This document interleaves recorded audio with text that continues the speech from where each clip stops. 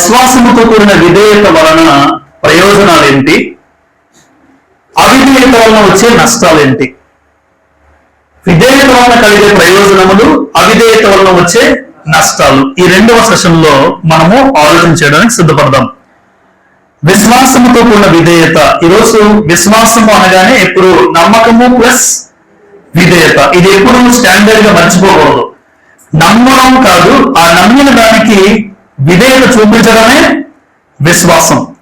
కాబట్టి ఈరోజు విశ్వాసముతో కూడిన విధేయతలో ఈ విధేయత వల్ల ప్రయోజనాలు ఏంటి, అసలు విధేయత అన్న మాటకు అర్థం ఏంటి?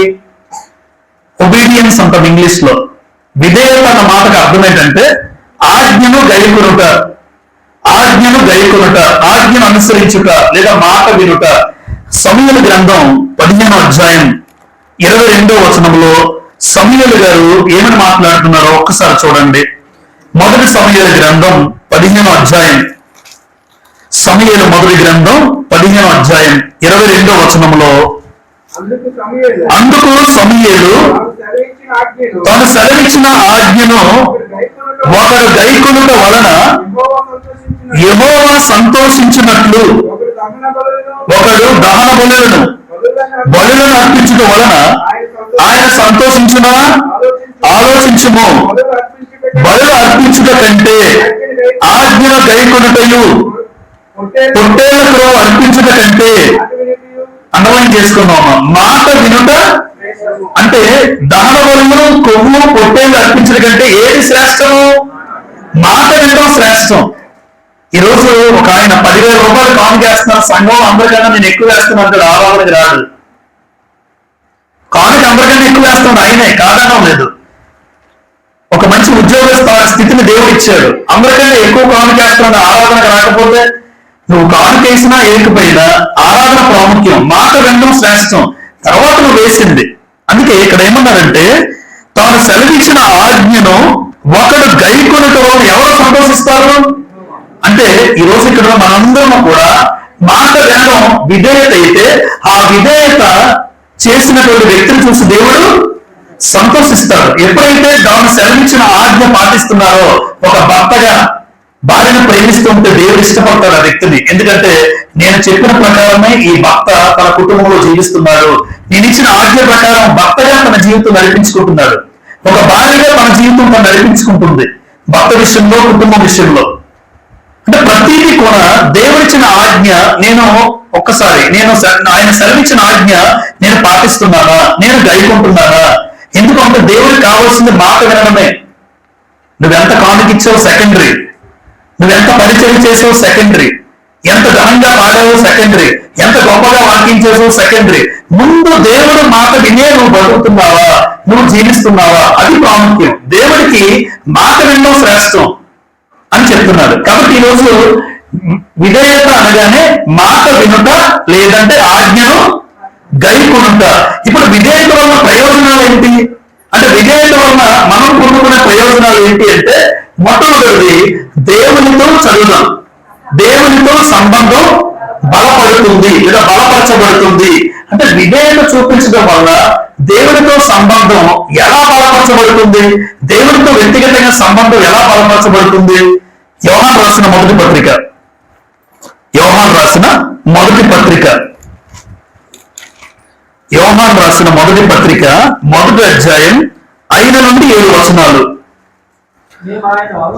మేము ఆయన వల్ల విని మీకు ప్రకటించు వర్తమాన నియమనగా దేవుడు వెలుగై ఉన్నాడు, ఆయన యందు చీకటి ఎంత మాత్రమునో లేదు, ఆయనతో కూడా సహవాసము గలవారమని చెప్పుకొని చీకటిలో నడిచిన ఎడల మనం అబద్ధమాడుచు సత్యమును జరిగింపకుందుము.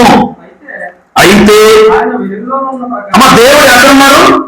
ఆయన వెలుగులో ఉన్న ప్రకారము మనమును వెలుగులో నడిచిన ఎడల మనము అన్యోన్య సహవాసము గలవారమై యుందుము. అంటే అన్యోన్య సహవాసం అంటే ఒకరితో ఒకరు కలిసి ఉండడం. ఒకరితో ఒకరు కలిసి ఎప్పుడు ఉంటారు? ఈయన చెప్పిన మాటకు ఈయన వింటేనే. ఇద్దరు స్నేహితులు ఎప్పుడు ఉంటారు? ఇద్దరు సమ్మతిస్తేనే స్నేహం అనేది కూడి నడవగలరు. ఆమోసు గ్రంథంలో చదువుతాం, ఇద్దరు సమ్మతింపకుండా ఇద్దరు కూడి నడుతూ సమ్మతిరా అంటాడు ఆమోసు 3:3. అంటే సమ్మతించకుండా ఇద్దరు కలిసి నడవలేదు. ఇప్పుడు దేవుడితో నాకు సమ్మతి కలగాలంటే దేవుడు చెప్పిన ప్రకారం నేను బ్రతుకుతూ ఉంటే ఆయనకు నాకు సంబంధ బాంధవ్యాలు బలపడతాయి. ఆయనతో నేను అన్యోన్య సహవాసం అనేది ఉంటుంది. ఎప్పుడైతే దేవుడు చెప్పిన మాటకు నేను విధేయత చూపించకపోతే దేవుడికి నేను దూరం అవుతాను, దేవుడితో సంబంధం కట్ అయిపోతుంది. ఏదైనా తోటలో జరిగింది అదే. ఏదైనా తోటలో జరిగింది, ఆదాముకి అవ్వకి దేవుడితో కనెక్షన్ కట్ అయిపోయింది. అంటే విధేయత చూపిస్తే దేవుడితో సంబంధం బలపడుతుంది. అదే దేవుడి మాటలకు విధేయత చూపించకపోతే దేవుడితో సంబంధ బాంధవ్యాలు దూరం అవుతాయి. ఇప్పుడు ఇక్కడ దేవుడు ఏమై ఉన్నాడు? వెలుగై ఉన్నాడు. ఆయన వెలుగులో ఉన్న ప్రకారము నేను లేదా మనము కూడా వెలుగులో నడవాలి. ఇప్పుడు దేవుడు వెలుగై ఉన్నాడు, అందులో చాలా స్పష్టంగా చెప్పబడింది ఆయన వెలుగు. మరి నేను వెలుగులో నడవాలి అంటే కీర్తన గ్రంథం 119 కీర్తన కంటతో వాక్యం మనందరికీ, నీ వాక్యమే నా పాదములకు దీపములు, నా త్రోవకు వెలుగై ఉన్నది. 119, 105. 119 కీర్తన 105లో నీ వాక్యమే నా పాదములకు దీపము, నా త్రోవకు వెలుగై ఉన్నది. ఇప్పుడు నేను వెలుగులో నడవాలంటే నాకేం తెలియాలి? ఆయన వెలుగై ఉన్నాడు. ఇప్పుడు దేవుడితో సంబంధం నేను బలపరచుకోవడానికి ఇష్టపడుతున్నాం మనందరము. దేవుడితో నా సంబంధం పెరగాలి, ఎదగాలి. దేవుడితో నీకున్న సహవాసం పెరగాలి అంటే ఆయన వెలుగై ఉన్నాడు. మరి నేను వెలుగులోకి వెళ్ళాలంటే, ఆ వెలుగులో నడవాలంటే నీ వాక్యము నా పాదములకు దీపము, నా త్రోవకు, ఆ వెలుగులో, ఆ వాక్యమైన వెలుగులో నువ్వు నడిస్తే దేవుడు వెలుగుగా ఉన్నాడు, నువ్వు వెలుగుగా ఉంటావు. మీ మధ్య సంబంధాలు ఏమవుతాయి? బలపడతాయి. ఇప్పుడు దేవుడితో సంబంధం బలపడబడడానికి అంటే విధేయత చూపిస్తే ప్రయోజనం ఏంటి అంటే దేవుడితో నీ సంబంధం బలపరచబడుతుంది. దేవుడితో ఎంత గొప్ప సంబంధం బలపరచబడితే ఆ వ్యక్తులు దేవుడితో ఉండడానికి దేవుడు ఉండడానికి ఇష్టపడతాడు. యోహాను సువార్త 14వ అధ్యాయం, యోహాను సువార్త 14వ అధ్యాయం 23వ వచనం. యోహాను సువార్త 14:23 చూడండి. యేసు, ఒకడు నన్ను ప్రేమించిన ఎడల వాడు నా మాట గైకొనును, అప్పుడు నా తండ్రి ప్రేమించును. నేను అంటే ఎవరు? దేవుడు, తండ్రి అయిన దేవుడు, కుమారుడైన యేసుక్రీస్తు. మేము వారి యొద్దకు వచ్చి నివాసం చేస్తాము. దేవుడు, ఆయన కుమారుడు ఎవరితో నివాసం చేస్తారట? ఎవరైతే నన్ను ప్రేమిస్తున్నారో వాళ్ళు నా మాటలు ఏం చేస్తారు? గైకొనును. అంటే విధేయత చూపించేవాడు. ఇప్పుడు విధేయత మాటకు ఆజ్ఞలు గైకొనుట. ఆజ్ఞలు గైకొంటున్నారంటే దేవుడు, కుమారుడు యేసుక్రీస్తు ఆ వ్యక్తితో నివాసం చేస్తారు. నివాసం చేస్తారు అంటే నీతో ఉంటారు, నీతో సహవాసం చేస్తారు. అంటే నీతో సంబంధం ఏమవుతుంది? పెరుగుతుంది, సంబంధం బలపడుతుంది. ఇప్పుడు దేవుడితో సంబంధం బలపడడానికి నేనేం చూపించాలి? దేవుడి మాటలకు విధేయత. అంటే ఒకరు తన ఆజ్ఞ గైకుంటే నన్ను ప్రేమించినట్లు నేను, నా తండ్రి, మేమిద్దరం వచ్చి ఆ వ్యక్తితో నివాసం చేస్తాం, ఆ వ్యక్తితో సహవాసం చేస్తాం. దేవునితో సహవాసం అంటే విధేయత వల్ల వచ్చే మొట్టమొదటి ప్రయోజనం ఏంటంటే దేవునితో సహవాసంలో మనం ఇంకా ఎదుగుతూ ఉంటాం, దేవునితో సహవాసంలో బలపడుతూ ఉంటాం. ఎంతగా దేవునితో సంబంధ బాంధవ్యాలు ఉంటాయో అప్పుడు దేవుని దగ్గరికి నువ్వు వెళ్ళే అవకాశం ఉంటుంది. ఇప్పుడు చూడండి, ప్రైమ్ మినిస్టర్ దగ్గరికి అందరూ వెళ్ళగలరా? అతనితో రెగ్యులర్ గా సంబంధ బాంధవ్యాలు కలిగిన వాళ్ళు, అతనితో సంబంధం ఉన్నవాళ్ళు, ప్రతిరోజు మాట్లాడుతున్న వాళ్ళు, సంభాషణ చేసుకున్న వాళ్ళు చాలా మంది ఉంటారు. బాగా దగ్గర వాళ్ళు అతను పర్మిషన్ అవసరం లేదు, అతని రిలేషన్ కానీ డైరెక్ట్ గా వెళ్ళిపోతారు. ఎందుకు? ఆయనతో సంబంధం పర్మిషన్ అవసరం లేదు. ఇప్పుడు దేవుడితో సంబంధం నీకు నాకు బలపడితే ఒక రోజున పరలోకం వెళ్ళడానికి పర్మిషన్స్ అవసరం లేదు. నువ్వు దేవుడితో ఎంత బలంగా బలపడుతున్నావు అన్నది కారణం ఏంటంటే దేవుడి మాటలు విధేయత చూపించినప్పుడు, దేవుడి మాటలు ఆజ్ఞలు గైకుంటున్నప్పుడు నువ్వెంతగా దేవుడి మాటల్లో, ఆ వెలుగులో, ఆ వాక్యంలో నువ్వు నడుచుకుంటూ ఉంటావో ఖచ్చితంగా ఆయన వెలుగులో ఉన్నాడు, నువ్వు వెలుగులో ఉంటావు. వెలుగులో ఉండి నేను వెలుగులో ఉంటేనే. కానీ చాలా మంది క్రైస్తవ్యంలో దేవుడు వెలుగులో ఉన్నాడు, మనం చీకట్లో ఉన్నాం. ఎలా చీకట్లో ఉన్నామని చెప్తామంటే పక్కనున్న సహోదరుడు అంటే పడదు. అదే యోహాను గారు రాస్తారు, పక్కనున్న సహోదరుని చూచుచున్న సహోదరునే ప్రేమించలేని వాడు చూడలేని దేవుణ్ణి ప్రేమించలేదు. మళ్ళీ ఏమంటాడంటే దేవుడు ప్రేమిస్తున్నానంటాడు. పుట్టిన అబద్ధం. దేవుని ప్రేమించేవాడు నీ తోటి సహోదరుని కూడా ఏం చేయాలి? కానీ యోహాను గారు అంటారు నువ్వు ఇంకా చీకట్లో ఉన్నావు అంటాడు. అదేంటి చీకట్లో ఉన్నాను అంటున్నాడు? దేవుడు వెలుగులో ఉన్నాడు, నువ్వేమో చీకట్లో ఉన్నావు. ఎందుకంటే నీ పక్క సహోదరి, ఆ కుటుంబం అంటే నాకు నచ్చదు, ఈ సహోదరుడు అంటే నాకు నచ్చదు, వాళ్ళతో మీరు మాట్లాడను అని అంటూ ఉంటారు. సంఘానికి వచ్చిన అవయవాలకి ఏమో చూడండి, శరీరంలో అవయవాలకి భేదాభిప్రాయాలు ఉంటాయా? మన శరీరాన్ని చూడండి. దేవుడు పౌలుగా అంటారు కొరింథీ పత్రిక 1 కొరింథీ 12 అధ్యాయంలో, శరీరం చూపించి ఈ శరీరంలో అవయవాల మధ్య భేదాభిప్రాయాలు ఉండవు, తారతమ్యాలు ఉండవు, హెచ్చుతగ్గులు ఉండవు. కానీ సంఘంలో కూడుకున్న మనుషుల మధ్య మాత్రం భేదాభిప్రాయాలు ఉంటాయి, తారతమ్యాలు ఉంటాయి, హెచ్చుతగ్గులు ఉంటాయి. అలా ఉంటుంటారు. నేను వాళ్ళతో మాట్లాడను, మరి ఇంకెందుకు సంఘానికి వచ్చి ఏం మార్చుకున్నావు? దేవుడు వెలుగై ఉన్నాడు, నువ్వు ఇంకా చీకట్లో ఉన్నావు అంటే దేవుడికి నీకు సంబంధాలు లేవు, కట్ అయిపోయాయి. కానీ అది తెలియకుండానే బతికేస్తూ ఉంటారు చాలా మంది. నిన్న కూడా చెప్పాను, చాలా మందికి నిన్న కూడా మాట్లాడాను సంఘంలో. ఒక వ్యక్తి, ఒక కుటుంబం అంటే నాకు నచ్చదు, వాళ్ళతో నేను మాట్లాడను అంటారు, ప్రభువుల్లో చెయ్యేస్తారు. సమాధానం లేకుండా ఒక వ్యక్తి ప్రభు వల్ల ఎలా చేయగలడు? అంటే మనసును చంపుకుని ఏదో రొట్టె రాక్షసులు లిటరల్గా తీసుకుని వెళ్ళిపోతున్నారు అంతే. కానీ సమాధానంతో అందరితో సమాధానం కలిగి ఉండే పరిస్థితి లేదు. అందుకే ఈరోజు దేవునితో సంబంధం బాగుంది అనుకుంటున్నారు, కానీ దేవునితో సంబంధాలు లేవు, బాగోలేదు. ఎందుకంటే ఆయన వెలుగులో ఉన్నాడు, నేను చీకట్లో ఉన్నాం.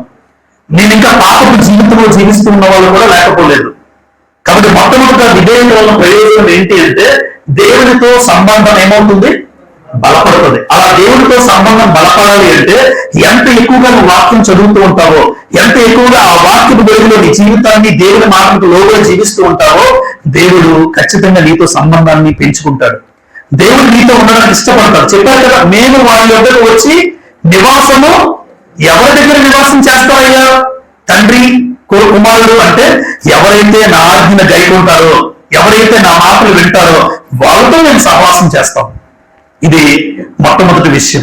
2, విధేయత ఉన్న ప్రయోజనం ఏంటి అంటే ప్రార్థనలకు ఏంటంట జవాబు. చాలా మంది ప్రార్థన చేస్తారు, ఏంటో ఇది దేవుడి సమాధానం రావట్లేదు, నా ప్రార్థనకు జవాబు రావట్లేదు, 2 రోజులు అయిపోయింది, 3 రోజులు అయిపోయింది అంటే దేవుడు ఎవరితో మాట్లాడాలి కదా, ఏదో ఒక వాక్యం ద్వారా నాతో మాట్లాడాలి కదా, నన్ను బలపరచాలి కదా. నీ ప్రార్థనకు జవాబు రావాలి అంటే విధేయత చూపించాలి. యోహాను రాసిన 1 పత్రికలోనే ఈ మాట జాగ్రత్తగా మనం చూడగలిగితే, ఒక వ్యక్తి చేసిన ప్రార్థనకు జవాబు రాలేదు, జవాబు రావాలంటే ఆ వ్యక్తి దేవుని మాటలకు విధేయత చూపిస్తేనే ప్రార్థనకు జవాబు వస్తుంది. చాలా మంది చూడండి, మా సంఘంలో కూడా ఒక 2-3 కుటుంబాలు కనబడుతుంటారు, ప్రార్థనకు రాదు. నేను చెప్తుంటాను, ప్రార్థన చేసేస్తున్నాం మన ఇంటికంటే, కానీ ఆరాధన కూడా కనబడరు వాళ్ళు. ఆరాధనకు రాకుండా నీ ప్రార్థన ఏం వింటాడు దేవుడు? ఒక భ్రమలో బతికేస్తున్నారు అంటాను, ఓపెన్ గా చెప్తాను. అక్కడ మీరు ఒక భ్రమలో బతికేస్తున్నారు అంతే. నువ్వు ప్రార్థనకు రాకుండా, ఆరాధనకు రాకుండా ప్రార్థన చేసేసుకుంటున్నావు, కానీ నా ప్రార్థనకి జవాబు ఏంటో బాబు, ఏమీ జరగట్లేదు, నీ ప్రార్థనకి జవాబు రాదు. ఎందుకు అంటే దేవుని మాటకు విధేయత చూపించలేని నీవు దేవుని యొక్క ప్రార్థన, దేవుని నుండి జవాబును పొందుకోలేవు. అది గ్రంథం చెప్తుంది. యోహాను రాసిన 1 పత్రిక 3వ అధ్యాయం, యోహాను రాసిన 1 పత్రిక 3వ అధ్యాయం 22 చదువుతాం. 22, మరియు మనం ఆయన ఆజ్ఞలను గైకొనొచ్చు, ఆయన దృష్టికి ఇష్టమైనవి చేయుచున్నాము గనుక మనం ఏమి అడిగినను అది ఆయన వలన దొరుకును. అంటే ఏంటంటే మనం ఏది అడిగినా ఆయన ఇస్తాడు. ఎప్పుడు? మనం ఆయన ఆజ్ఞలు గైకొనొచ్చు, ఆయన దృష్టికి ఇష్టమైనవి చేయుచున్నాము గనుక మనం ఏమి అడిగినా అది ఆయన వల్ల మనకి దొరుకును. 24, ఆయన ఆజ్ఞలను గైకొన్నవాడు ఆయన యందు నిలిచి ఉండును, ఆయన వాని యందు నిలిచి ఉండును, ఆయన మన యందు నిలిచి ఉన్నాడని ఆయన మనకు అనుగ్రహించిన ఆత్మ మూలముగా. చూసారా? అంటే ఆజ్ఞలు గైకొన్నవాడు ఆయన యందు నిలిచి ఉన్నవాడు. ఇప్పుడు క్రీస్తులో నిలిచి ఉన్నవాడు దేవుని ఆజ్ఞలు వినేవాడు. ఇప్పుడు ఆయన ఆజ్ఞలు వింటే ఆయన నీతో ఉండడానికి ఇష్టపడతాడు. అందుకే నువ్వు చేసిన ప్రార్థన ఆనందిస్తాడు. చాలా మంది ప్రార్థన జవాబు పొందుకోలేని పరిస్థితి ఎందుకు ఏర్పడుతుందంటే, నేనేమో దేవుడి మాటలు విన్నా అలా బ్రతకను, అలా నేను చేయను. అలా నువ్వు చేయకుండా దేవునికి ప్రార్థన చేస్తే కనీసం సమాధానం కూడా నీకు రాదు. ఏ సమాధానము, ఏ నెమ్మది కూడా నీకు రాదు. ఎందుకంటే మరియు మనం ఆయన ఆజ్ఞలు గైకొంచు ఆయన దృష్టికి ఇష్టమైనవి చేయుచున్నాము, మనం ఏమి అడిగినా అది ఆయన వల్ల మనకు దొరుకుతుంది. అది దొరుకుతుంది అంటే నువ్వేం చేయాలో దేవుడు చెప్తున్నాడు. విధేయత చూపించకుండా ప్రార్థనకి జవాబు కోరుకోవడం తప్పు. అది అది ఎట్టి పరిస్థితుల్లో నువ్వు పొందుకోలేవు. కానీ నీ ప్రార్థనకు జవాబు రావాలంటే దేవుని మాటలకు విధేయత చూపిస్తేనే నీ ప్రార్థనకు జవాబు వస్తుంది. అది ఎలాగైనా ఒక సువార్తికుల ద్వారైనా తెలియజేయచ్చు, వాక్యం ద్వారా చదువుతున్నప్పుడైనా తెలియజేయచ్చు. ఎలాగైనా వాక్యం చదువుతున్నప్పుడు నేను కోరుకున్న సమాధానం దేవుని నుంచి పొందుకోవాలి అంటే ముందు దేవుని మాటకు నేను విధేయత చూపించాలి. ఆ విధేయత చూపించకుండా నువ్వు తలకిందులుగా తపస్సు చేసినా దేవుని నుంచి సమాధానం పొందుకోలేవు. చాలా మంది క్రైస్తవ జీవితంలో విధేయత కనబడదు, ప్రార్థన చేస్తారు. ఎలా విధేయత కనబడదంటే ఎప్పుడు చిరికి మాటికి గొడవలు ఆడుకుంటుంటారు ఇద్దరు ఎప్పుడు గొడవలే. మళ్ళీ ఏమంటారంటే ప్రార్థన చేసుకుంటూ ఉంటారు. ఎప్పుడు చూసినా చాడీలు, ఎప్పుడు చూసినా కొండలు, ఎప్పుడు చూసినా లేనిపోయిన మాటలు, ఒక కుటుంబం మీద మరొక కుటుంబం మీద ఇలా మాట్లాడుకుంటూ మళ్ళీ ఏమంటారేమో అడిగితేమో ప్రార్థన చేసుకుంటున్నాం బాబు అలా చెప్తారు. ప్రార్థనకు జవాబు వచ్చిన రాని పరిస్థితి ఎందుకు అంటే నీకు అసలు విధేయత లేదు. నంబర్ 3 ప్రాముఖ్యమైనది, విధేయత వల్ల నేను పొందుకున్న ప్రయోజనం ఏంటి చూడండి, నిత్య జీవము. ఎవరు దేవుడితో ఉండే గొప్ప జీవితం. ఆ నిత్య జీవం పొందుకునేది ఎప్పుడు అంటే విధేయత వలన నువ్వు పొందుకునే ప్రయోజనం, గొప్ప ప్రయోజనం నిత్య జీవం. యోహాను రాసిన పత్రికలో ఉన్నాం కనుక 2వ అధ్యాయం, 1 యోహాను 2వ అధ్యాయం 3వ వచనం, మరియు మనమైన ఆజ్ఞలను గై కొనిన ఎడల దీని వల్లనే ఆయనను ఎరిగి ఉన్నామని తెలుసుకుందుము. ఆయనను ఎరిగి ఉన్నామని చెప్పుకొనుచు ఆయన ఆజ్ఞలను గై కొననివాడు అబద్ధికుడు వానిలో. ఇక్కడ ఒక మాట అన్నా, ఒక వ్యక్తి తెలియడం వేరు, ఒక వ్యక్తిని ఎరగడం వేరు. మీరు ఎప్పుడైనా మాటలు విన్నారా? తెలుసు ఎరుగుట. ఈ రెండింటికి వ్యత్యాసం ఏంటి అంటే ఒక ఆయన సహోదరు నాకు తెలుసు అంతే, కానీ ఆ వ్యక్తిని ఎరగడం అంటే ఏంటంటే ఆ వ్యక్తి గుణలక్షణాలు నాకు తెలియాలి. ఆ వ్యక్తికి ఏం అలవాట్లు ఉన్నాయి, ఇష్టాలు ఏంటో తెలుసుకుంటా. చూడండి, ఒక భార్యాభర్తల మధ్య అనుకోండి, వీళ్ళిద్దరు ముందు వివాహం కాకముందు భార్యగా అతను నాకు తెలుసు, భర్తగా ఆ వ్యక్తి నాకు తెలుసు అంతే. కానీ వివాహం అయిన తర్వాత ఈ భర్త ఏమో భార్యను ఎరుగుతాడు, ఈ భార్య ఏమో భర్తను ఎరుగుతుంది. అంటే ఎరగడం అంటే ఆ వ్యక్తి యొక్క వ్యక్తిత్వం, ఆ వ్యక్తి యొక్క స్వభావం, ఆ వ్యక్తి యొక్క గుణలక్షణాలు ఎరగాలి. ఇప్పుడు ఇక్కడ ఏమన్నారంటే చూడండి, ఆయన ఆజ్ఞలను గైకొనొచ్చు దీని వల్లనే ఆయన ఎరిగి ఉన్నామని తెలుసుకుందాం. అంటే దేవుని ఆజ్ఞలు ఎవరైతే పాటిస్తారో, దేవుని ఆజ్ఞలు ఎవరైతే గైకుంటారో వారి జీవితంలో ఆ వ్యక్తి దేవుని ఎరిగినట్టు. దేవుడు చెప్పిన మాట ప్రకారం బ్రతకలేని వాడు దేవుడు తెలుసు అంటే నాకు తెలుసు, అన్నిలు కూడా తెలుసు. ఎందుకు దేవుడు ఎవరో తెలియదా? వాళ్ళు అంటారు దేవుడు నమ్ముకున్నారు అంటారు, యేసుప్రభువు తెలుసు, వాళ్ళకి తెలుసు, కానీ వాళ్ళు దేవుని ఎరగలేదు. నాకు తెలుసు కాదు, క్రైస్తవులుగా మనకు దేవుడు తెలియడం కాదు, నేను దేవుని ఎరగాలి. దేవుని ఎరగాలి అంటే దేవుని గుణలక్షణాలు ఏంటో తెలుసుకొని అలా నేను నా జీవితాన్ని మార్పు చేసుకున్నప్పుడు నేను దేవుని ఎరిగినట్టు. అంటే ఎవరైతే దేవుని ఆజ్ఞలు కైకొంటారో ఆ వ్యక్తి దేవుని ఎరిగిన వాడు. కేవలము దేవుని మాటలు విన్నాయి అలా బ్రతకలేని వాడు. తెలుసు అంటే నీకు నాకు దేవుడు తెలుసు, కానీ దేవుడు ఎలాంటి వాడు, దేవుడు ఎటువంటి గుణలక్షణాలు కలిగిన వాడో నువ్వు ఎరగలేదు. ఎవరైతే దేవుని ఎరగలేదో ఆ వ్యక్తి నిత్య జీవాన్ని పొందుకోలేడు. యోహాను సువార్త 17:3 ప్రకారం, యోహాను సువార్త యేసుప్రభు వారు మాట్లాడుతూ యోహాను సువార్త 17:3లో ఇలా మాట్లాడతారు ప్రభువారు.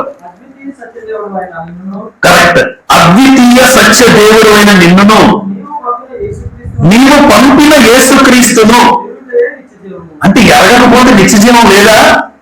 లేదు. ఎరిగితేనే నిత్య జీవం. తెలిసినంత మాత్రమే జీవం ఎవరు? దేవుడు తెలిసిన వాళ్ళు చాలా మంది ఉన్నారు ప్రపంచంలో. తెలియడం వేరు, ఎరగటం వేరు. తెలిసిన వాడు నిత్య జీవం పొందుకోలేడు, ఎరిగిన వాడు నిత్య జీవం పొందుకుంటారు. అలా ఎరగడం దేవుని ఆజ్ఞలను గైకోరు. ఎవరైతే దేవుని ఆజ్ఞలు గైకొంటారో అది విధేయత. ఆ విధేయత ప్రకారం దేవుని ఆజ్ఞలు ఎరిగి నడుచుకున్నవాడు నిత్య జీవం. అందుకే అద్వితీయ సత్య దేవుడు నిన్నును నీవు పంపిన యేసుక్రీస్తును ఎరుగుటయే ఏమన్నాడు అంటే ఎరగడం చాలా ప్రాముఖ్యం, తెలియడం ప్రాముఖ్యం కాదు. అందరికీ తెలుసండి పలానా వ్యక్తి. ఇప్పుడు మరొకసారి చంద్రబాబు నాయుడు అందరికీ తెలుసా? కానీ ఎరిగామా? ఎరగలేదు. తెలుసు అంతే. ఆయన వ్యక్తిత్వం, ఆయన స్వభావం, ఆయన గుణలక్షణాలు తెలియదు. కానీ ఆయనకు బాగా దగ్గరలో ఉంటే ఆయన ఎలాంటి కూడా తెలుస్తుంది. దేవుడితో సంబంధ బాంధవ్యాలు కలిగి ఉండడం, ఆయన ఆజ్ఞను పాటిస్తూ ఉంటే ఆయన నీతో సంబంధం ఏర్పాటు చేసుకుంటాడు. అలా ఏర్పాటు చేసుకున్న సంబంధం ద్వారా నువ్వు చేసే ప్రతి ప్రార్థనకు జవాబిస్తాడు. ప్రార్థనకు జవాబు ఇవ్వడమే కాదు, నీకు నిత్య జీవాన్ని కూడా ఇవ్వడానికి సిద్ధంగా ఉన్నాడు. ఎప్పుడు ఆయన ఎరిగితేనే, ఎరగకుండా నిత్య జీవనం ఇవ్వడు. అలా ఎరగడం అంటే దేవుడు ఎలాంటి గుణలక్షణాలు కలిగిన వాడో నేను కూడా నా జీవితంలో అలా ఉండడానికి సిద్ధపడాలి. దేవుడు పరిశుద్ధుడు, మరి నేను పాపిని. దేవుడు పరిశుద్ధుడని తెలుసు, నేను కూడా పరిశుద్ధంగా బ్రతికితే అది ఎరగటం. దేవుడు క్షమాపణ కలిగిన వాడు, మరి నేను నా జీవితంలో కావాలంటుంది, నా జీవితంలో నేను క్షమించనంటుంది, నీకు పరలోకం ఉండదు. ఎందుకు? క్షమాపణ అనేది దైవ లక్షణం. యేసుప్రభు కూడా తండ్రి వీరేమి చేయించున్నారు, వీరేరు కనుక వీరిని అంటే ప్రభు లోకానికి వచ్చి మనందరికీ ఏం నేర్పించాడంటే క్షమాపణ. క్షమాపణ అనేది దైవ లక్షణం. అలాంటి క్షమాపణ, సహోదరుడు తప్పు చేశారు, పొరపాటు జరిగింది, నిందేశారు, దూషించారు, క్షమించు అంటే దేవుడు ఎలాంటి వాడు, ఆ క్షమాపణ కలిగిన వాడు నాకు అర్థమైతే నేను కూడా తోటి సహోదరుని క్షమించగలను. అలా క్షమిస్తే ఆయన ఎరిగినట్టు. తెలిసినంత మాత్రాన కాదు కదా. పరిశుద్ధుడు, క్షమాపణ కలిగిన వాడు, జాలి కలిగిన వాడు, కృప కలిగిన వాడు, ప్రేమ కలిగిన వాడు. ఒక ఆవిడ అంటుంది, నువ్వు నా కాలు గోటికి సరిపో ఉంటుంది మందిరంలో బయట. అంటే ఆస్తిని బట్టి మాట్లాడుకుంటూ గొడవలు వచ్చి ఒక ఆవిడ నా కాలు గోటికి సరిపో అంటే ఆధిక్యత చూడండి ఎలా ఉందో మనిషిలో. దేవుడు అలా చూడండి లోకానికి వచ్చి ఎంతగా తగ్గించుకోమంటే తగ్గించుకునే మనస్తత్వం లేదు. ప్రభు తగ్గించుకున్నారమ్మా, మరణం పొందినంతగా ఆయన విధేయత కలిగిన వాడే తను తాను ఏం చేశాడు? ఫిలిప్పీ పత్రిక 2లో ఉంటుంది. మరణం పొందినంతగా తగ్గించుకున్నాడు. తగ్గింపు ప్రభువులో ఉంది. ఆ తగ్గింపును నాలో ఉంటే నేను ఆయన ఎరిగినట్టు. కానీ తగ్గింపు లేదు, క్షమాపణ లేదు, ప్రేమ లేదు, ఇవేమీ లేనప్పుడు ప్రభువు నువ్వు ఎలా ఎరిగినట్టు? ఎరగకపోతే నీకేం లేదు లేదు అంటే విధేయత చూపిస్తే ఆ విధేయత వల్ల ప్రయోజనం ప్రభు యొక్క ఆజ్ఞలు గైకుంటే విధేయత. ఆయన ఆజ్ఞలు గైకుంటే నేను దేవుని ఎరిగినట్టు, ప్రభువు ఎరిగినట్టు. అలా ఎరిగిన వాడు నిత్య జీవం పొందుకుంటాడు తప్ప తెలిసినంత మాత్రం పరలోకం ఇవ్వడు. నీకు దేవుడు తెలిసినంత మాత్రం పరలోకం పొందుకోలేదు. ఆయన ఎరిగి అలా ఆయన ప్రకారం ఉన్నట్టు నువ్వు కూడా ఉంటేనే పరలోకం పొందుకునే అవకాశం ఉంది. యోహాను రాసిన మొదటి పత్రిక ఒక మాట చదువుకుందాం. యోహాను రాసిన మొదటి పత్రిక 2వ అధ్యాయం 5-6 వచనాలు కలిపి ఉన్నాయి చూడండి. మొదటి యోహాను 2వ అధ్యాయం 5-6. ఆయన వాక్యము ఎవరు గైకొనునో,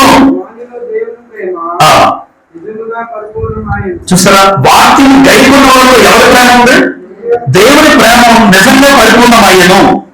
ఆయన యందు నిలిచి ఉన్నవాడు అని చెప్పుకున్నవాడు మాట అందరూ చేసుకుందాం అమ్మా. ఆయన ఎలాగూ నడుచుకునేనో అలాగే తాను నడుచుకున్న బద్ధులై ఉన్నాడు. ఎంత బాగా రాశారు చూడండి యోహాను గారు, గమనిస్తున్నారా? ఆయన ఎలాగో నడుచుకున్నాను అంటే ప్రభు ఈ భూమి మీద వచ్చి ఎలా అయితే నడుచుకున్నారో అలా నువ్వు కూడా నడుచుకుంటే పరలోకం. అది ఎరగడం. అంతేగాని మందిరానికి వచ్చాము, యేసుప్రభు ఎవరో తెలుసు, నీకు తెలుసు, లోకంలో ఉన్నవారు కూడా తెలుసు ఎవరో యేసుప్రభు. దేవుడు ఎవరో తెలుసు, వాళ్ళకి తెలుసు. తెలియడం వేరు, ఎరగటం వేరు. తెలియడం వల్ల ఉపయోగం లేదు, ఎరగటం వల్ల నిత్య జీవం పొందుకుంటాం. ఎరిగిన వాడు అలా ఉండడానికి ప్రయత్నం చేస్తాడు. అందుకే ఆయన ఎలాగో నడుచుకున్నానో అలాగే తాను నడుచుకున్న బద్ధుడై ఉన్నాడు. నేను కూడా అలా నడవాలి. ప్రభు అలా నడిచాడు. స్టెఫను భూమి మీద రాళ్ళతో కొట్టారు. అపోస్తలులు గారిని 7వ అధ్యాయంలో చూస్తాం మనం. స్టెఫన్ గారిని రాళ్ళతో కొట్టి చంపేశారు. ఆ చివరిలో స్టెఫన్ ఏమైనా ప్రార్థన చేశాడు? ప్రభువా ఈ పాపము వారి మీద మోపకు అన్నాడు. అంటే యేసుప్రభుని చూశారు. యేసుప్రభు సిలువేసినప్పుడు తండ్రి వీరేమి చేయించున్నారో వీరేమి కనుక వీరిని క్షమించుడే. రాళ్ళతో కొట్టకుండా వాళ్ళని కొట్టండి, వాళ్ళు కూడా నాశనం అవ్వాలని స్టెఫన్ కోరుకోలేదు. ఎందుకంటే స్టెఫన్ ప్రభుని ఎరిగిన వాడు. ఆయన ఎలాగైతే క్షమాపణ గుణం కలిగిన వాడు, నేను కూడా ఈ భూమి మీద క్షమాపణ గుణం కలిగి ఉండాలి. అప్పుడే నేను ప్రభువుని ఎరిగిన వాడిని. అలా ఎరిగితే నేను కూడా ఏం పొందుకుంటాను? ఈరోజు చాలా మంది క్రైస్తవుల సంఘములో తెలుసు కానీ ఎరగడం లేదమ్మా. ఎక్కువ మంది లక్షణాలు, దేవుని గుణ లక్షణాలు ఎరిగితే నువ్వు కూడా అలా ఉండడానికి ప్రయత్నం చేస్తావు. అలా మనం తగ్గించుకోవడానికి చూస్తాం, హెచ్చించుకోవడం చూడం.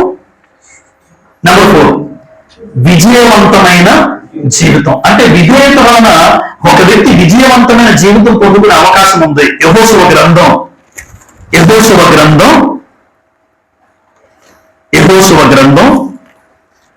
మోషే యొక్క కాలము అయిన తర్వాత, మోషే యొక్క తర్వాత నాయకుడిగా దేవుడు యెహోషువ గారిని ఏర్పాటు చేసుకున్న సమయంలో యెహోషువ భయపడుతున్న పరిస్థితుల్లో దేవుడు యెహోషువను బలపరుస్తూ మాట్లాడుతున్న మాట మనం చదువుకుందాం. 8వ వచనం, లేదంటే 7:8.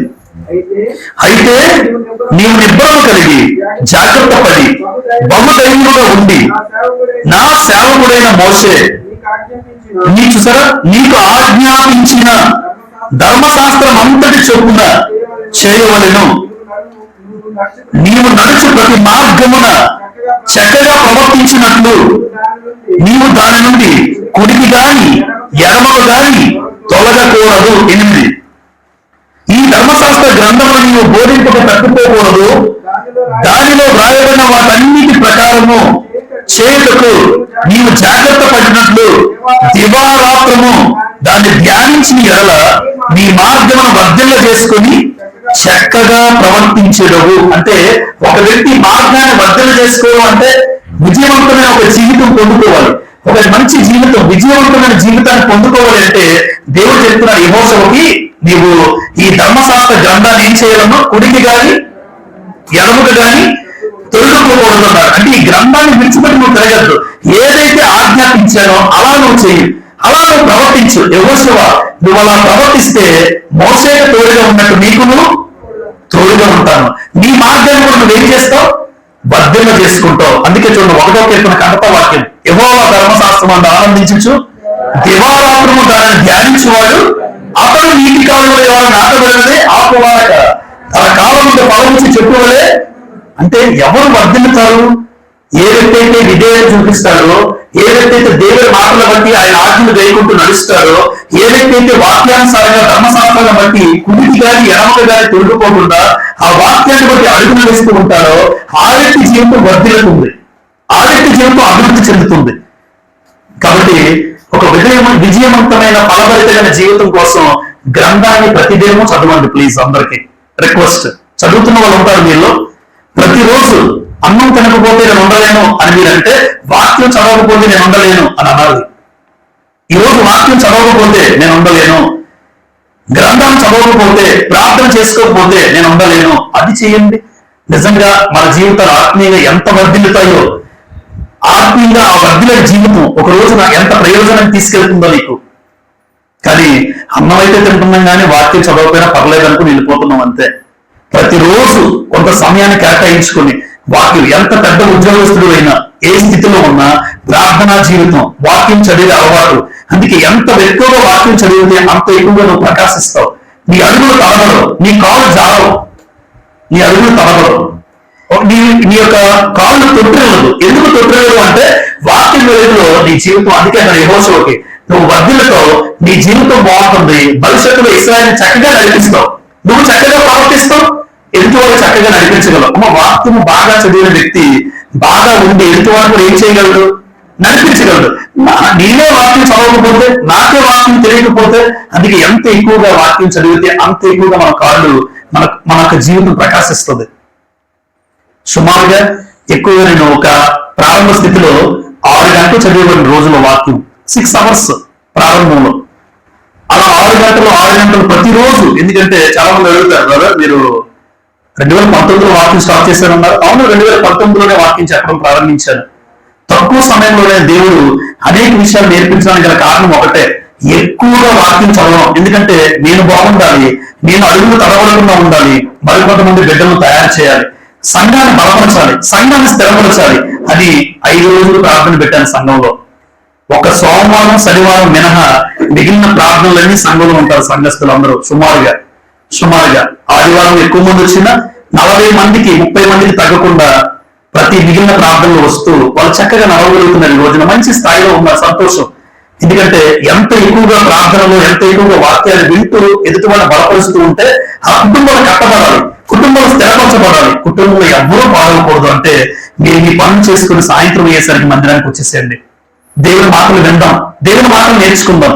అంతగా దేవుడు మీ జీవితంలో వర్ధన చేస్తాడు, యెహోషువను వర్ధన చేసినట్టు. చివరిగా భద్రత, క్షేమము, మేలు. ఇప్పుడు రోడ్డు మీద వెళ్తున్నప్పుడు ఆజ్ఞమ డైరెక్షన్స్ వేస్తారు మనకి. Red signal, green signal, yellow signal. Red ఏంటి? స్టాప్.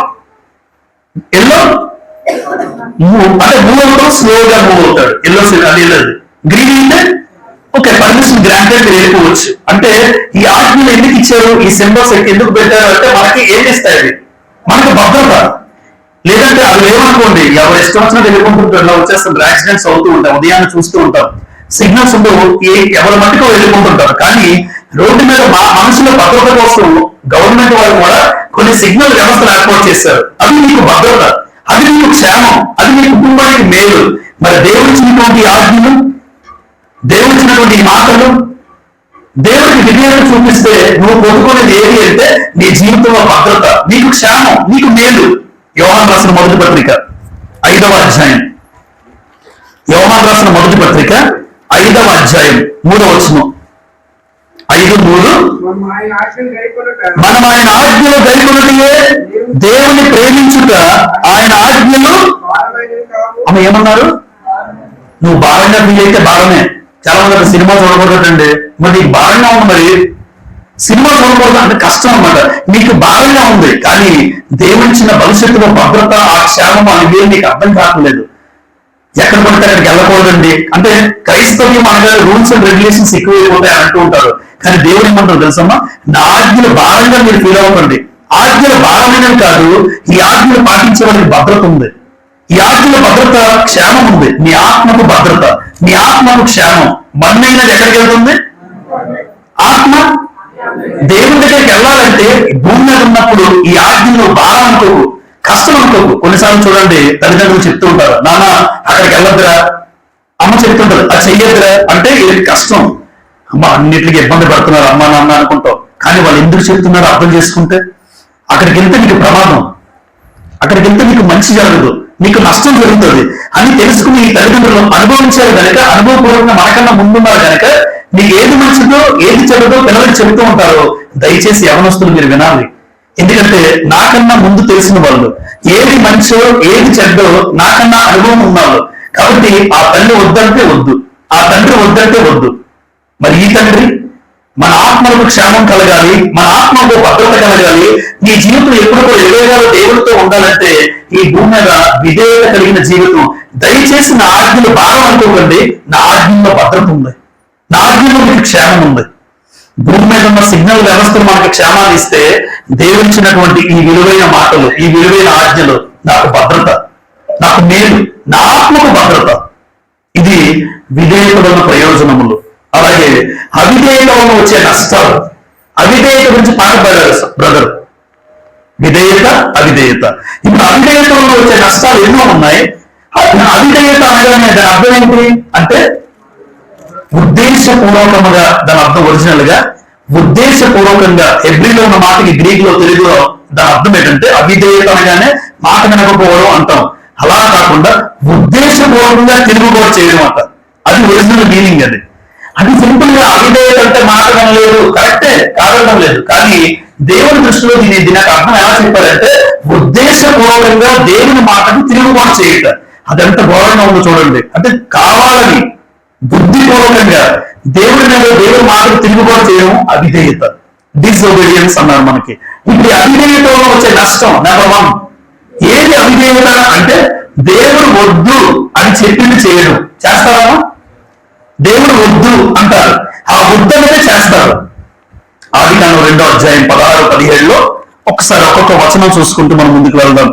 ఆదికాండం 2వ అధ్యాయం, దేవుడు ఏదేని తోటలో ప్రవేశపెట్టి ఈ తోట చెట్లన్నీ కూడా, ఈ పళ్ళన్నీ నీవే, కానీ ఈ తోట మధ్యలో ఉందో చూసావా, ఆ మంచి చెట్లకు వృక్షమిచ్చే ఆ ఫలాలు నువ్వు తినొద్దు అన్నాడు. అదే కావాలన్నాడు ఆదాము, అదే కావాలన్నాడు అబ్బమ్మ. చూడండి 2:16, మరియు దేవుడైన యెహోవా ఈ తోటలో ఉన్న ప్రతి వృక్ష ఫలములు నీవు నిరభ్యంతరముగా తినవచ్చును, అయితే మంచి చెడ్డలో తెలియనిచ్చు వృక్ష ఫలములు వద్దు అన్నాడు, తినద్దు అన్నాడు. నీవు వాటిని తినమున చచ్చేదము అన్నాడు. ఆదాము చనిపోయాడా? చనిపోయాడు ఆత్మీయంగా, కానీ భౌతికంగా 930 సంవత్సరాలు బ్రతికాడేమో భూమి మీద. 930 years బ్రతికాడు, కానీ దేవుడి దృష్టిలో చనిపోయాడు. ఎప్పుడైతే దేవుడు వద్దు అనేది చేయడమే అవిధేయత. ఈరోజు క్రైస్తవ సంఘంలో ఎన్నిసార్లు దేవుడు వద్దన్నది మనం చేస్తుంటాం, దేవుడికి నచ్చలేని ఎంతమంది చేస్తుంటారు ఒకసారి ఆలోచించండి. మన జీవితంలో దేవుడు ఇది వద్దు, చూడొద్దు, చెయ్యొద్దు, మాట్లాడొద్దు, వెళ్ళొద్దు, ఎన్నో ఉంటాయి. వెళ్ళకూడని స్థలాలకు వెళ్ళేవాళ్ళు ఉంటారు, మాట్లాడకూడని మాటలు మాట్లాడేవాళ్ళు ఉంటారు, చూడకూడని దృశ్యాలు మొబైల్ ఫోన్లో చూసేవాళ్ళు ఉంటారు. అది నీకు తెలుసా తప్పని తెలుసు, కానీ ఉద్దేశపూర్వకంగా బుద్ధిపూర్వకంగా దేవుడు వద్దనని నువ్వు చేస్తున్నావు అంటే నువ్వు కూడా దేవుడికి ఏం చూపిస్తున్నావు? అవిధేయత. అవిధేయత. అందుకే దేవుడు వద్దు అని చెప్పిన మనం చేస్తూ ఉంటాం. అబద్ధం ఆడడం మంచిదా చెడ్డదా? అబద్ధం. అబద్ధం అమ్మ ఆడేవాళ్ళు ఉంటారా? ఉంటారు. Very good. అబద్ధం ఆడితే ఎంతమంది పశ్చాత్తాపడిన వాళ్ళు ఉన్నారు? పొరపాటు జరిగిపోయింది అంటే అనుకూలమైన ప్రతికూలమైన ఒక వ్యక్తి ఏం ఆడకూడదు? అబద్ధం ఆడకూడదు. పేతురు గారు అబద్ధం ఆడారు, 3 సార్లు బొంకాడు. ఆయన ప్రభుత్వం ఉన్నామంటే ఏమన్నారు? ఆయన ప్రభు ఎవరో నాకు తెలియదు. అయితే మీరు చదివితే మత్తయి సువార్త 26వ అధ్యాయం 45వ వచనంలో పేతురు గారు ఏడ్చి ఏడ్చి ఎంతో ఏడ్చాడు, సంతాపపడి ఏడ్చేనా రాసుంటుంది. అంటే ఎంతగా ఏడ్చాడో. అబద్ధం ఆడితే అంత ఏడాలా? ఎవరైనా మన జీవితంలో మనం కూడా కొన్నిసార్లు సంఘంలోకి వచ్చిన తర్వాత కూడా క్రీస్తు రక్తంలో కడగబడిన వాళ్ళు కూడా అబద్ధాలు ఆడే ఉండొచ్చు. ఒకవేళ అబద్ధం ఆడిన వాడు సాయంత్రం ఇంటికి తండ్రి ఎంతగా ఈ అబద్ధం ఆడేశాను అని మనస్ఫూర్తిగా మోకరిల్లి ఏడ్చేవాళ్ళు ఎంతమంది ఉంటారు? ఉండరు. ఎక్కడో అబద్ధం ఆడేశాను, దయచేసి మనకు క్షమించండి. ఆ రోజు ఏడ్చాడు పేతురు. ఈ రోజు అబద్ధం ఆడిన మనిషికి బాగుండదు, ప్రశాంతంగా ఉంటాడు, సంఘానికి వస్తాడు, ప్రభువులు తీసుకుంటాడు, ఇంటికి వెళ్తాడు. ఎక్కడ ఉన్నాడా అంటే ఇంట్లో ఉన్నాడు, ఎక్కడో ఉంటాడు, ఇంట్లో ఉన్నాడు అంటాడు. చిన్న చిన్న అబద్ధాలు ఆడేవారు కూడా మనకు లేకపోలేదు. అంటే దేవుడు వద్దు అన్నది ఎప్పుడు చేయొద్దు. 2, దేవుడు ఆజ్ఞాపించినది చూడండి. ఆయన వద్దన్నదేమో చేస్తారు, చెయ్యండి అని చెప్పిందేమో చెయ్యరు. యోహాను సువార్తలో యథార్థముగా ఆరాధించేవారు ఆత్మతో సత్యముతో నన్ను ఆరాధించాలి అమ్మ. ఆదివారం మాత్రమే ఆరాధన, మిగిలిన రోజులు మండే నుంచి సాటర్డే వరకు ఎలా బ్రతికినా పర్వాలేదా? దేవుడు ఏమన్నారమ్మా ప్రకటన గ్రంథంలో? మరణం వరకు నమ్మకంగా ఉండు. ప్రకటన గ్రంథం 2:10 ఉంటుంది. మరణం వరకు నమ్మకంగా ఉండము, నేను నీకు జీవ కిరీటము అంతే అన్నాడా? ఆదివారం మాత్రం నమ్మకంగా ఉండమన్నాడా? దేవుడు ఆజ్ఞాపించింది చెయ్యరు. ఎప్పుడు కూడా సోమవారం నుండి శనివారం వరకు నీ జీవితం పరీక్షించుకుని ఆదివారం వెళ్ళాలి ఆరాధనకి. నీ బ్రతుకలా ఉంది? సోమవారం శనివారం వరకు పట్టించుకోడు. ఆదివారం వెళ్ళానా, మందిరంలో వెళ్ళానా, పాట పాడానా, అందరితో కలిపి ప్రభువులు తీసుకున్నానా, ఇంటికి వచ్చేసానా? సోమవారం నుంచి శనివారం వరకు జీవితం ఏదైనా ఓకేనా? ఎన్ని అవిధేయకరమైన కార్యాలు చేస్తారో ఆలోచించండి ఎక్కువ మంది. అంటే దేవుడు ఆజ్ఞాపించినది చేయరు. తిమోతికి రాసిన మొదటి పత్రిక 6వ అధ్యాయం, తిమోతికి రాసిన మొదటి పత్రిక 6వ అధ్యాయం 14వ వచనంలో చూడండి. 1 తిమోతి 6:14 మన ప్రభు అయిన యేసుక్రీస్తు ప్రత్యక్షమగు వరకు నెంబర్ 1 నిష్కలంకముగాను అనింద్యముగాను ఈ ఆజ్ఞను గైకొనవలెనని తిమోతికి చెప్తున్నాడు పౌలు గారు. నాన్న తిమోతి, ఎందుకంటే కన్న కుమారుడు కదా, తిమోతిని వాక్యం ద్వారా కన్నారు కదా. తిమోతి, మన ప్రభు అయిన యేసుక్రీస్తు ప్రత్యక్షమగు వరకు, ఒక రోజు యేసుక్రీస్తు వస్తాడు, 2వ వాక్యంలో వస్తాడు, అంతవరకు నిష్కలంకముగాను అనింద్యముగాను ఈ ఆజ్ఞను ఏం చేయాలి అంటే అలా దైవవాళ్ళు అవిధేయత చూపించద్దు. ఎప్పుడు దేవుడు ఆజ్ఞాపించింది చేసేసే. అంటే యేసుక్రీస్తు రాకడలో, యేసుక్రీస్తు ప్రత్యక్షతలో నువ్వు ఎత్తబడాలి అంటే దేవుడిచ్చిన ఆజ్ఞల ప్రకారం నీ బ్రతుకు ఉండాలి. అది కూడా ఎలా ఉండాలి? కలంకము లేనివాడుగా, నిష్కలంకముగా. అనింద్యము అంటే నింద లేనివాడు, ఎవరితో కూడా నిందించబడే పరిస్థితి నీకు రాకూడదు. 2 కలంకము లేనివాడుగా, ఏ మచ్చ లేకుండా, ఏ డాగు లేకుండా ఈ ఆజ్ఞను పాటించు అని తన కన్న కుమారుడు తిమోతికి పౌలు గారు చెప్తున్నారు. ఒక రోజున యేసు ప్రభు గ్యారెంటీ వస్తారు. ఆయన ప్రత్యక్షతలో నువ్వు ఎత్తబడాలి అంటే నీకు ఇచ్చిన ఆజ్ఞను గైకో, అవిధేయత మాత్రం చూపించద్దు. ఈరోజు దేవుడు ఆజ్ఞాపించింది చేయకపోవడం వల్ల చాలా మంది అవిధేయత. ఇందాక చదువుకున్నాం మనం ఉదయకాల సెషన్లో. సమూయేలుకి దేవుడు మొదటి సమూయేలు గ్రంథం 15:11 తాను సెలవిచ్చిన ఆజ్ఞ, అమ్మ సమూయేలు విన్నారా? వినలేదు. ఆజ్ఞ అతిక్రమించాడు సమూయేలు గారు.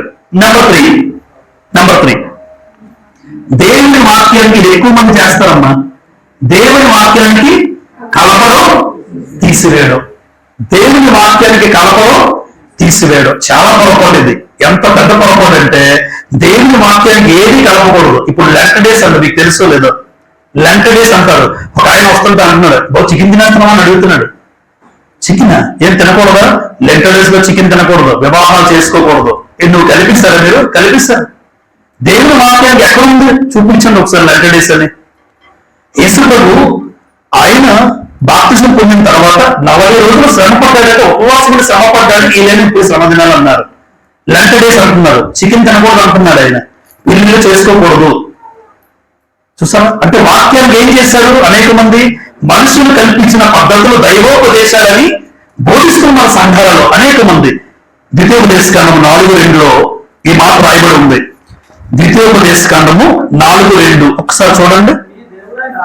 నీ దేవుడైన యెహోవా ఆజ్ఞలను నీకు ఆజ్ఞాపిస్తున్నాను, వాటిని గైకొనుట యందు నేను నీకు ఆజ్ఞాపించిన మాటతో ఆ దేన్ని కలపకూడదు, దానిలో నుండి దేనిని తీసివేయకూడదు. 12:32 ద్వితీయోపదేశ కాండం 12 సేమ్ యాజ్ ఇట్ ఈజ్ కి మాట రాసి ఉంటుంది. మళ్ళీ అక్కడ 12:32 నేను నీకు ఆజ్ఞాపించుచున్న ప్రతి మాటను అనుసరించి చేయవలను, దానిలో ఏమీ కలపకూడదు, ఏమీ. చూసారా? ఏది కలపద్దు, ఏది తీసేవద్దు. చాలా మంది మత్తయి సువార్తలో యేసు ప్రభు అంటారు, నన్ను వ్యర్థంగా ఆరాధిస్తున్నారు, ఇవన్నీ కలిపేస్తూ ఉంటారు. నేను ఒక ఆయన అన్నాను, ఆరాధనకి అన్ని చేస్తున్నారండి, వాయిద్యాలు వాయిస్తున్నారు, ఇవన్నీ తెచ్చిస్తారు. పాత నిబంధనలో వాయిద్యాలు ఉన్నాయా? ఇప్పుడు ఉన్నాయన్నాడు. మరి పాత నిబంధనలో బళ్ళు ఉన్నాయి, మీరు కూడా బళ్ళు అనిపించట్లేదని అడిగాను. ఒక గొర్రెను మేకను బయట తీసిరండి అన్నాను. అదే గొర్రెను అన్నాడు. మరి అన్ని పాటిస్తున్నారు. యాజక ధర్మం మారిపోయింది.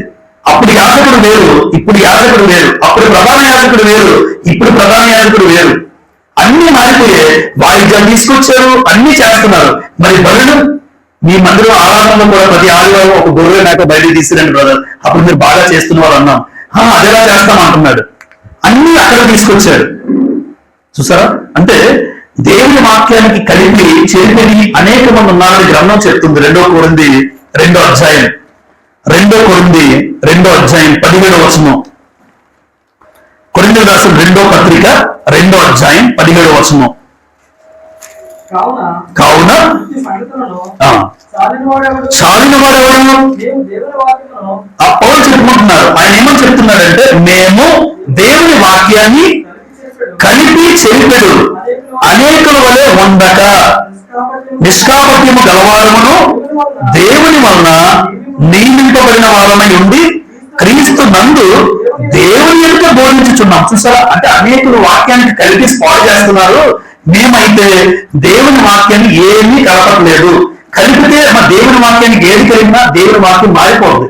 ఆయన ఏ ఉద్దేశంతో చెప్తున్నారో ఆ ఉద్దేశాన్ని మార్చేస్తున్నారు. ఈ రోజున లెంట డేస్ అంటే రకరకాలుగా పాటించుకుంటూ వెళ్ళిపోతున్నారు. రేపు పొద్దున్న మళ్ళా గుడ్ ఫ్రైడే అంటారు, ఈస్టర్ అంటారు, క్రిస్మస్ అంటారు, రకరకాలుగా. ఇది ఎక్కడా కూడా లేకపోయినా మనుషులు కల్పిస్తారు. దేవుని వాక్యానికి కలపడం అవిధేయత. దేవుని వాక్యానికి కలపడం అవిధేయత. అంటే అవిధేయత వల్ల వచ్చే నష్టం చూడండి. అవిధేయత కూడా మనుషులకు తెలియదు. అంటే దేవుడి కన్నా మనుషులు ఎలాగైపోయారంటే గొప్ప అయిపోయారు. ఇప్పుడు ఈ మాటలన్నీ ఎవరు ఇచ్చారు చెప్పండి?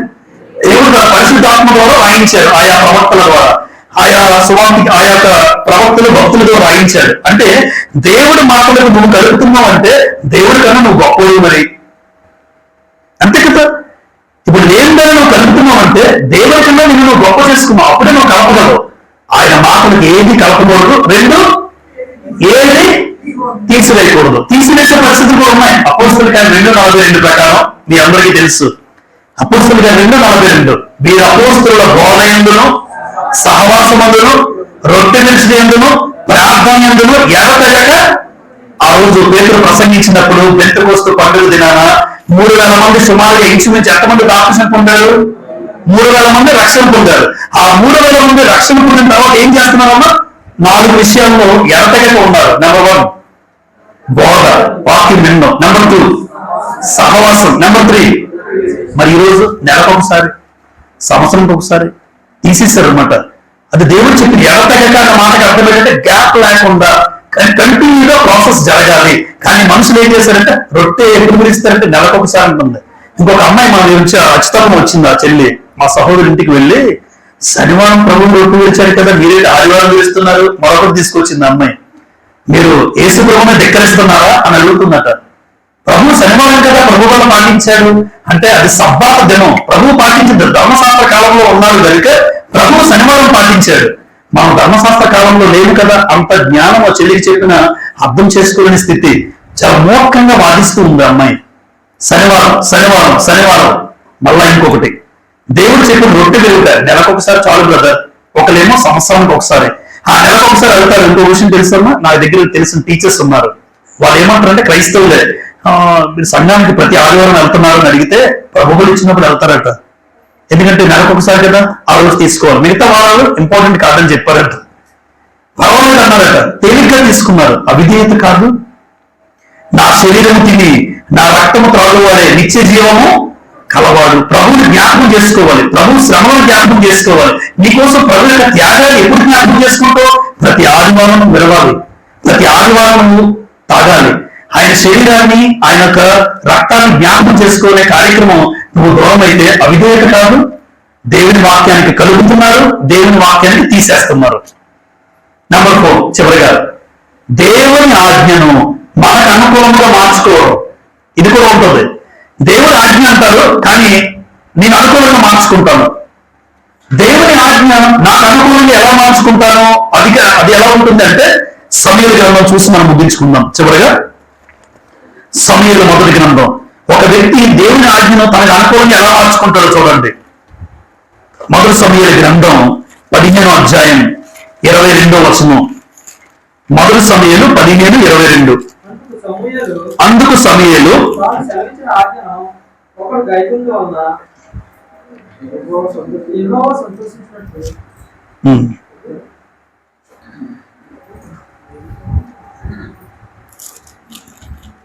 ఒక్కనాడు. మొదటి సమూయేలు గ్రంథం 15వ అధ్యాయం 13వ వచనం చదువుతాను నేను. తరువాత అతడు సౌలు నొద్దకు రాగా సౌలు, యెహోవా నీకు ఆశీర్వాదం కలుగును గాక, యెహోవా ఆజ్ఞను నేను నెరవేర్చింది అని చెప్తున్నారు. ఎవరు? సౌలు చెప్తున్నాను. సౌలుకు దేవుడు ఇచ్చిన ఆజ్ఞలో తెలుసా? ప్రారంభం చేసి చదవని తర్వాత అమాలేకీయులను పూర్తిగా ఏం చేయమని చెప్పాడు? కంప్లీట్ గా నాశనం చేయమన్నాడు దేవుడు. అమాలేకీయుల్లో చిన్నపిల్లలు, ఆడవాళ్ళు, పశువులు ఏది ఉండకూడదు, సమూలంగా నాశనం చేయమంటే సౌలు గారు ఏం చేశారంటే కొవ్విని ఉంచుకున్నాడు. కొవ్విని అవి బాగా బలిసినవి. ఆ కొవ్వుని ఉంచుకుని నేను దేవుని ఆజ్ఞ నెరవేర్చాను అంటున్నారు. అలాగే దేవుని ఆజ్ఞను అనుకూలంగా చేయడం కూడా ఏం కదా, అది లేదు. ఆయన ఏం చెప్పాడు? అమాలేకులను నాశనం చేయమన్నాడు, అంతే. అది చెయ్యి తప్ప దానికి ఎడిషనల్ ఏం చెప్పుకుంటున్నాడు? సమర్థించుకుంటున్నాడు సౌలు. నేనంటే ఆజ్ఞ నెరవేర్చాను. అప్పుడు సమూయేలు వచ్చి ఏమంటున్నాడు చూడండి, 15వ వచనం 14.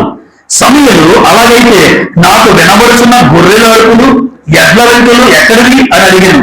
అందుకు సౌలు, అమాలేకుల యొద్ద నుండి జనులు వీటిని తీసుకుని వచ్చి నీ దేవుడిని యెహోవాకు బలులు అర్పించుటకు జనులు గొర్రెల్లోనూ ఎడ్లలోనూ మంచి వాటిని వండనిచ్చేది. అనవసరం కదా, ఎలా సమర్థించుకుంటున్నాడు గమనించండి. కొవ్వులు తెచ్చాడు, అవి దేవుని కోసమే అంటున్నాడు. ఆయన ఏం చెప్పాడు?